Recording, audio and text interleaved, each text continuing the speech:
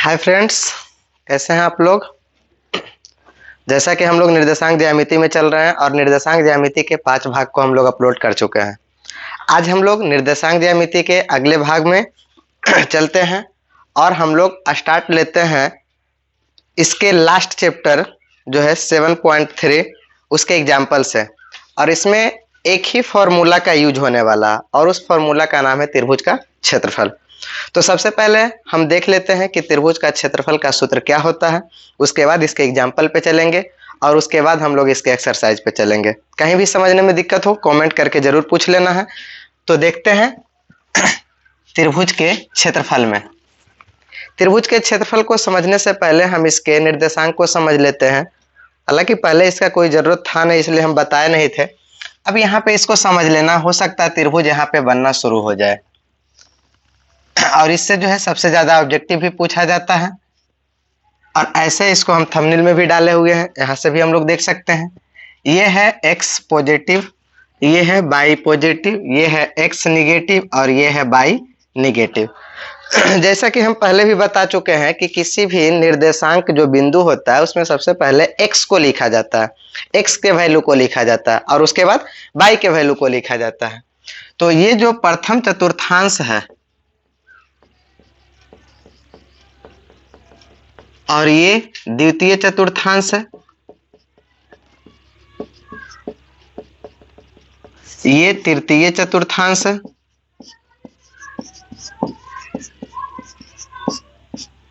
और ये चतुर्थ चतुर्थांश है। अब अगर हम इसमें किसी भी बिंदु का निर्देशांक लिखना चाहेंगे तो सबसे पहले होगा प्लस, मतलब कि सबसे पहले होगा x और उसके बाद होगा y। अब हम लोग देखेंगे कि x क्या है, प्लस है, y क्या है, प्लस है। तो जो प्रथम चतुर्थांश का चिन्ह होता है वह हो जाता है प्लस और प्लस। दूसरे चतुर्थांश में जब हम लोग आते हैं तो इसमें देखते हैं कि पहले लिखेंगे x के निर्देशांक को, उसके बाद लिखेंगे y के निर्देशांक को। तो x के निर्देशांक को कुछ भी इसमें लिखा जाएगा तो वह माइनस में ही लिखा जाएगा और y के निर्देशांक को प्लस में लिखा जाएगा। तो ये जो माइनस और प्लस ये दूसरे चतुर्थांश का चिन्ह है। तीसरे चतुर्थांश में पहले माइनस को ही लिखेंगे, मतलब x को ही लिखेंगे, उसके बाद y को लिखेंगे। तो इसमें दोनों का दोनों माइनस है, यानी तीसरे चतुर्थांश का जो चिन्ह होता है वह होता है माइनस माइनस। चौथे चतुर्थांश की बात करें तो इसमें पहले x के वैल्यू को लिखा जाएगा जो कि पॉजिटिव में लिखा जाएगा और y के वैल्यू को लिखा जाएगा जो कि निगेटिव में लिखा जाएगा। तो ये चौथे चतुर्थांश है। इसमें पहला प्लस प्लस होता है, दूसरा माइनस प्लस होता है, तीसरा माइनस माइनस होता है और चौथा जो होता है प्लस और माइनस होता है। अब इसमें जो है क्वेश्चन कैसे पूछा जाता है, सिंपल पूछा जाता है कि क्वेश्चन 2, -3, बस सिंपल ऑब्जेक्टिव में पूछा जाता है कि 2, -3 किस चतुर्थांश में पड़ता है। तो सिंपल देखते हैं हम लोग कि ये है प्लस, ये है माइनस, प्लस माइनस चतुर्थ चतुर्थांश में चला जाएगा।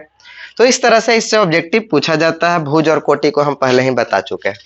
अब हम लोग देखते हैं मेनली त्रिभुज के बारे में। इसी पर ये चैप्टर पूरा का पूरा बनने वाला है।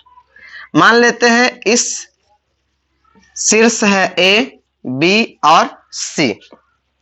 तो इसका मान लेते हैं निर्देशांक है x1, y1, इसका निर्देशांक है x2, y2, इसका निर्देशांक है x3, y3। बस आराम से समझना है, कहीं कोई दिक्कत हो तो जरूर बोलना है। त्रिभुज ABC का जो क्षेत्रफल होगा वह क्या हो जाएगा, त्रिभुज ABC का क्षेत्रफल हो जाएगा 1/2, 1/2। अब यहां से चलना है, यहां से x को गुना करते जाना है, y को घटाते जाना है, बस इस सर्किल में एंटी क्लॉक में।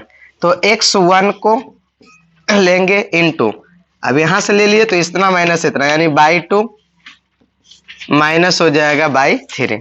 फिर लेंगे प्लस x2, जब यहां से लिए तो इतना माइनस इतना हो जाएगा, यानी by2/3 माइनस by2 प्लस यहां से लेंगे इस बार x3, इस तरह से घूमेंगे तो by1 minus by2, by1 minus by2। इस तरह से हम लोग जो है फॉर्मूला को खुद से बना लेंगे। इसमें ज्यादा कोई प्रेशर आएगा नहीं और समझने में भी कोई दिक्कत नहीं होगा। x1 लिए तो इतना माइनस इतना, यहाँ से x2 लिए तो इतना माइनस इतना, मतलब बाई 3 माइनस बाई 1। फिर यहाँ से x3 लिए तो बाई 1 माइनस बाई 2। तो मेनली जो इस चैप्टर ये जो बनने वाला है वह चैप्टर बनेगा केवल एक फॉर्मूला पर, और वह फॉर्मूला क्या है, तो त्रिभुज का क्षेत्रफल, और त्रिभुज का क्षेत्रफल होता है 1/2 x1 into by 2 minus by 3 x2 into by 3 minus by 1 और x3 into by 1 minus by 2। तो ये दोनों फॉर्मूला पहले देख लेना है, इसका स्क्रीनशॉट ले लेना है, इस चीज को समझ लेना है। अब हम लोग इसके एग्जाम्पल से स्टार्ट करते हैं। तो देखते हैं एग्जाम्पल, और एग्जाम्पल नंबर है 11 से इसमें शुरू किया हुआ है। 11 नंबर एग्जाम्पल कहता है कि उस त्रिभुज का क्षेत्रफल ज्ञात कीजिए जिसके शीर्ष इतना इतना और इतना है। यानी कि एक त्रिभुज दिया गया है इस तरह से, ये त्रिभुज जो है मान लेते हैं ABC है, इसके शीर्ष है 1, -1, -4, -6 और -3, -5। यहाँ अगर हम लोग देखते हैं तो x1 बराबर है 1 और y1 बराबर है -1, x2 बराबर है -4 और y2 बराबर है 6, x3 बराबर है -3 और y3 बराबर है -5। तो सिंपल, बाकी तो फॉर्मूला लिखना है, उसके बाद सॉल्यूशन जिसके पास बढ़िया है उसका जो है हिसाब सही हो जाएगा, सॉल्यूशन कहीं गलती हो गया तो हिसाब भी गलत हो जाएगा। तो त्रिभुज ABC का क्षेत्रफल क्या हो जाएगा, अभी बताए थे कि 1/2 into x1 into by 2 minus by 3, x2 into by 3 minus by 1 और x3 into by 1 minus by 2। ये फॉर्मूला भी जस्ट लिखा हुआ है। अब केवल वैल्यू को पुट करना है और उसके बाद सॉल्यूशन करना है। x1 का वैल्यू है 1 और बाई 2 का वैल्यू है 6 और इसका वैल्यू है -5, तो माइनस माइनस हो जाएगा +5। फिर x2 का वैल्यू है -4 इंटू बाई 3 का वैल्यू है -5 और बाई 1 का वैल्यू है -1, तो माइनस माइनस +1 हो जाएगा। x3 का वैल्यू है -3, बाई 1 का वैल्यू है -1 और बाई 2 का वैल्यू है 6, तो -6 हो जाएगा। अब ये हो जाएगा 1/2, 6 5 11, 11 गुना 1 हो जाएगा 11, प्लस ये हो जाएगा -4 बचेगा अंदर, और -4 गुना -4 तो हो जाएगा +16। ये हो जाएगा अंदर बचेगा -7, -7 गुना -3 ये हो जाएगा 21। 1/2 गुना हो जाएगा 6 1 7, 7 1 8, 2 3 1 4, यानी कि हो जाएगा 48। कट जाएगा तो हो जाएगा 24, यानी हो जाएगा 24 वर्ग इकाई इसका आंसर हो जाएगा। यही है। अब इसमें समझने वाला तो कोई बात है नहीं, बिंदु दिया हुआ रहेगा ही, और बिंदु को केवल दर्शाकर x1 बाई 1 केवल सही से दर्शाना है, फॉर्मूला को केवल ठीक से लिखना है, और उसके बाद उसके मान को रखने में सबसे ज्यादा जो गलती होने का चांस रहता है वह रहता है इस लाइन में। अक्सर बढ़िया बढ़िया लड़का जो है गलती करता है केवल इसी लाइन में, और गलती क्या होता है, फॉर्मूला में माइनस रहता है इसका पहले से ही, और वैल्यू भी अगर माइनस में दिया हुआ रहता है तो वह प्लस करना ही भूल जाता है, ऐसा नहीं कि गलती कर देता है, भूल जाता है, वही दिक्कत हो जाता है। तो ये लाइन जो है सबसे ज्यादा इंपॉर्टेंट है, इसलिए ध्यान देना है। तो ये रहा एग्जाम्पल नंबर 11। तो अब हम लोग चलते हैं अगले एग्जाम्पल, और अगला एग्जाम्पल है 12 नंबर। कहता है बिंदु ए, बी और सी से बनने वाले जो त्रिभुज है ABC उसका क्षेत्रफल ज्ञात कीजिए, जबकि ए, बी और सी का निर्देशांक दिया हुआ है। तो सबसे पहले हम लोग देखेंगे कि ए, बी, सी का निर्देशांक, जैसा कि अभी बता भी चुके हैं, एक ही फॉर्मूला पर बनेगा ही। ये हो जाएगा 5,2, ये हो जाएगा 4,7 और ये हो जाएगा ये हो जाएगा 4,7 और ये हो जाएगा 7,-4। ये हो जाएगा x1 बराबर 5, y1 बराबर 2, x2 बराबर हो जाएगा 4 और y2 बराबर हो जाएगा 7, x3 बराबर हो जाएगा 7 और y3 बराबर हो जाएगा -4। रहा सवाल फॉर्मूला का, उसको हम पहले से ही लिखे हुए हैं पिछले क्वेश्चन में जिसका प्रयोग किए थे, बस इसी का प्रयोग करना है फिर से। क्या हो जाएगा 1/2 x1 का वैल्यू है 5 इंटू बाई 2 का वैल्यू है 7 और बाई 3 का वैल्यू है -4, तो माइनस माइनस क्या हो जाएगा +4 हो जाएगा। फिर हो जाएगा x2, तो x2 हो जाएगा 4, बाई 3 हो जाएगा -4 और बाई 1 हो जाएगा 2, यानी कि हो जाएगा -2 प्लस x3 हो जाएगा 7 इंटू बाई 1 हो जाएगा 2 और माइनस बाई 2 हो जाएगा 7।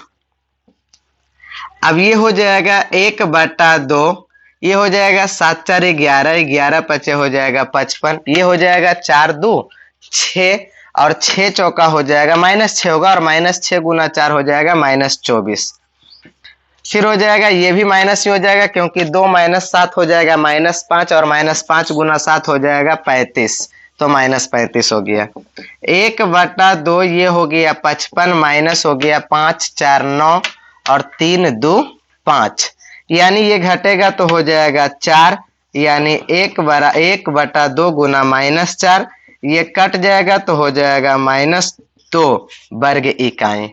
यही इसका आंसर है।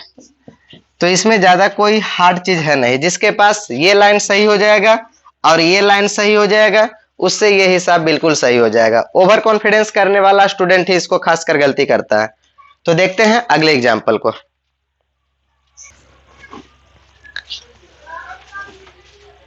तो अब हम लोग चलते हैं अगले क्वेश्चन पर और अगला क्वेश्चन लिखा हुआ है। तो देखते हैं अगला क्वेश्चन क्या है। बिंदु P है जिसका निर्देशांक दिया हुआ है, बिंदु Q है जिसका निर्देशांक दिया हुआ है और बिंदु R है जिसका निर्देशांक दिया हुआ है, से बनने वाले त्रिभुज का क्षेत्रफल ज्ञात करना है। तो PQR एक त्रिभुज बनेगा, PQ और R। P का निर्देशांक है -1.5 गुना 1,3, इसका निर्देशांक है 6, -2, उसका निर्देशांक है -3,4। ये हो जाएगा x1 बराबर -1.5 और y1 बराबर हो जाएगा 3, x2 बराबर हो जाएगा 6 और y2 बराबर हो जाएगा -2। यहाँ हम लोग देखेंगे x3 बराबर हो जाएगा 6 और y3 बराबर हो जाएगा x3 बराबर हो जाएगा -3 और y3 बराबर हो जाएगा 4। अब हम लोग यहाँ वो दोनों में चले थे कि ABC का क्षेत्रफल, यहाँ किसका हो जाएगा PQR का क्षेत्रफल। फॉर्मूला कोई चेंजिंग नहीं। अब यहाँ पर हम लोग रख देंगे वही चीज सेम। ये हो जाएगा 1/2, x1 का वैल्यू है -1.5 इंटू बाई 2 का वैल्यू है -2 और बाई 3 का वैल्यू है 4, तो हो जाएगा -4 प्लस x2 का वैल्यू है 6 इंटू बाई 3 का वैल्यू है 4 माइनस बाई 1 का वैल्यू है 3, तो -3 प्लस x3 का वैल्यू है -3 और बाई 1 का वैल्यू है -1.5 बाई 1 का वैल्यू है 3 और माइनस बाई 2 का वैल्यू है -2, तो माइनस माइनस हो जाएगा +2। ये हो जाएगा 1/2, ये हो जाएगा -1.5 और गुना होगा 4 2 6 यानी -6, तो ये गुना होगा तो माइनस माइनस तो प्लस हो जाएगा, 15 छक हो जाएगा 90 यानी कि हो जाएगा 9, एक अंक पर दशमलव देंगे तो प्लस ये हो जाएगा 6 गुना 1 तो 6 और ये हो जाएगा माइनस, क्योंकि माइनस है 3 2 5 5 3 15, तो ये हो गया 1/2 और ये हो गया 15 - 15, तो ये हो गया 1/2 गुना 0 यानी ये हो जाता है 0। यानी हम कह सकते हैं कि ये जो है त्रिभुज का निर्माण नहीं कर सकता है। क्यों? क्योंकि त्रिभुज का निर्माण करता तो इसका कुछ ना कुछ वैल्यू आता। अगर वैल्यू 0 आ गया है इसका मतलब ये हुआ कि ये तीनों का तीनों बिंदु जो है एक ही रेखा पर स्थित हो गया है। मतलब क्या है कि यहाँ पर Q है, यहाँ पर R है, लेकिन P बिंदु अगर यहाँ भी रहेगा तो भी यह एक त्रिभुज का निर्माण करेगा। लेकिन अगर यही P बिंदु जो है कहीं ना कहीं आकर इस QR बिंदु पर चला आया है, तब इससे जो त्रिभुज बनेगा इन तीनों बिंदुओं से, उसी का क्षेत्रफल क्या होता है? 0 होता है। तो हम लोग कह सकते हैं कि अगर तीन रेखा को संरेख होने का शर्त भी पूछा जाएगा तो हम कह सकते हैं कि अगर तीन बिंदुओं से बनने वाले त्रिभुज का क्षेत्रफल अगर 0 हो जाता है तो हम कह सकते हैं कि तीनों का तीनों बिंदु क्या होगा? संरेख होगा। ठीक है, तीनों बिंदु क्या होगा? संरेख होगा। लेकिन हमसे यहाँ पर कोई संरेख का चर्चा किया नहीं गया, हमसे केवल त्रिभुज का क्षेत्रफल पूछा गया था। हम त्रिभुज का क्षेत्रफल निकाल चुके हैं और त्रिभुज का क्षेत्रफल है 0 वर्ग इकाई। त्रिभुज का क्षेत्रफल क्या है? 0 वर्ग इकाई। ठीक है, संरेख का नाम लेता तब हम ये सब पर चर्चा करते, नहीं लिया है, हमें इससे कोई मतलब नहीं। हम बस खाली समझा दिए कि त्रिभुज का क्षेत्रफल 0 होने का अर्थ है कि तीन बिंदु जो है एक ही रेखा पर है, अर्थात वह तीनों बिंदु संरेख है। तो यही है एग्जाम्पल नंबर 12। तो आगे हम लोग देखते हैं एग्जाम्पल नंबर 14। एग्जाम्पल नंबर 14 में देखना है कि दिया गया क्या है। तो कह रहा है कि K का मान ज्ञात कीजिए यदि बिंदु A, B और C संरेखी हो। अभी हम इसके पहले वाले एग्जाम्पल में एग्जाम्पल नंबर जो 13 था, जो गलती से 12 लिखा गया था, तो एग्जाम्पल नंबर 13 में जो हम बताए थे वह त्रिभुज का जब क्षेत्रफल बता रहे थे तो त्रिभुज का क्षेत्रफल आ गया था 0। तो हम उसी समय समझा भी दिए कि 0 आने का अर्थ यह हुआ कि वह तीनों का तीनों बिंदु क्या है? संरेखी है। संरेखी का मतलब होता है समान रेखा में स्थित, एक ही रेखा में स्थित। यहां भी कह रहा है क्या चीज कि A है, B है, कहीं होना चाहिए, वह C कहीं नहीं है बल्कि कहां पर है? यहीं पर है। या इस तरह से जो है कह सकते हैं कि मान लेते हैं A है, B है और ये C है, लेकिन ये एक त्रिभुज नहीं है, ये एक संरेखी है। संरेखी का मतलब B और C रेखा पर ही कहीं ना कहीं A आके अटक गया है, यही कह रहा है। संरेखी का मतलब यही हुआ। तो अब इस A का निर्देशांक है 2,3, B का निर्देशांक है 4, और C का निर्देशांक है 6, अब रहा सवाल कि x1, y1 ये सब, तो बिंदु A का जो निर्देशांक है, बिंदु A जो कि है 2,3, यानी x1 बराबर 2 है और y1 बराबर 3 है। अगर हम बात करें बिंदु B के बारे में जिसका निर्देशांक है 4, यानी x2 बराबर है 4 और y2 बराबर है k, और एक है बिंदु C। तो जो बिंदु C है जिसका निर्देशांक है 6, यानी x3 बराबर है 6 और y3 बराबर है -3। ठीक है, अब जो है ध्यान देना है कि संरेखी होने के शर्त क्या है। तो संरेखी होने के शर्त, तो जब त्रिभुज का क्षेत्रफल हो जाए 0 तो वही कहलाता है संरेखी तीनों का तीनों बिंदु। तो यानी 1/2 त्रिभुज का क्षेत्रफल बताए हैं x1 y2 minus y3, x2 y3 minus y1 और x3 y1 माइनस y2 बराबर 0। ये संरेखी होने का शर्त है। अब बस सभी वैल्यू को रखना है, k का मान ऑटोमेटिक निकल जाएगा। 1/2 इंटू x1 का वैल्यू है 2, तो ये हो जाएगा 2 इंटू y2 का वैल्यू है k, तो k माइनस y3 का वैल्यू है -3, तो माइनस माइनस हो जाएगा प्लस, प्लस x2 का वैल्यू है 4, y3 का वैल्यू है -3 और माइनस y1 का वैल्यू है 3, तो हो जाएगा -3, प्लस x3 का वैल्यू है 6, y1 का वैल्यू है 3 और माइनस y2 का वैल्यू है k, तो माइनस हो जाएगा k, बराबर हो जाएगा 0।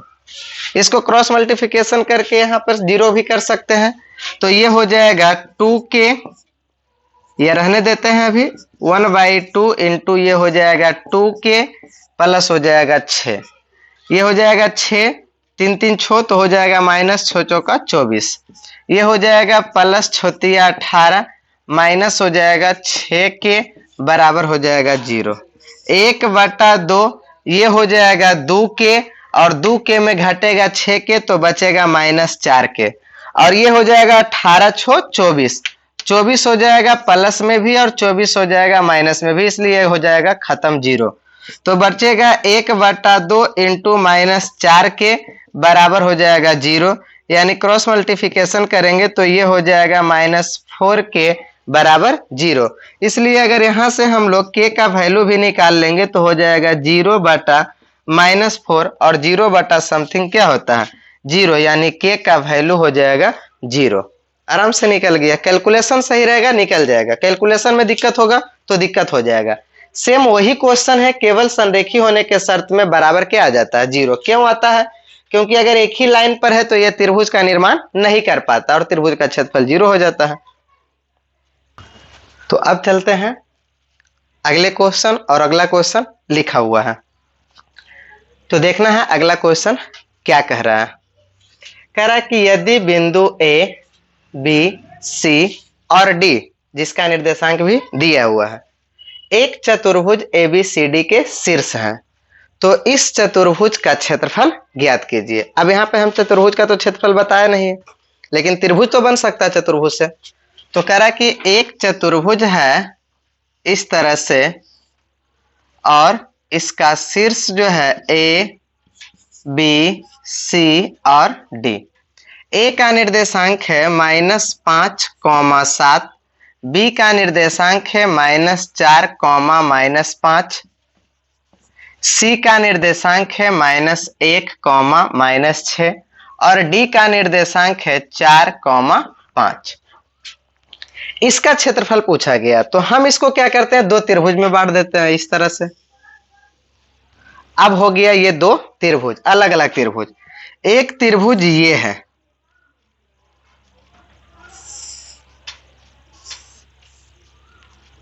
एक त्रिभुज है ये हो जाएगा क्या चीज, या पहले नीचे का ही त्रिभुज ले लेते हैं। एक त्रिभुज है नीचे का, ये A, B और C। A का निर्देशांक है -5, 7, ये है -4, -5 और ये है -1, -6। ये हो जाएगा x1 बराबर -5, y1 बराबर हो जाएगा 7, x2 बराबर हो जाएगा -4 और y2 बराबर हो जाएगा -5, x3 बराबर हो जाएगा -1 और y3 बराबर हो जाएगा -6। मतलब क्या है कि ABC त्रिभुज का क्षेत्रफल निकाल लेना है और ADC त्रिभुज का क्षेत्रफल निकाल लेना है, और दोनों को क्या करना है, जोड़ देना है, चतुर्भुज का क्षेत्रफल आ जाएगा। तो अब हम लोग चलेंगे त्रिभुज ABC का क्षेत्रफल। इसका फॉर्मूला क्या है, 1/2 x1/2 minus y3, x2/3 minus y1 और x3/1 माइनस y2।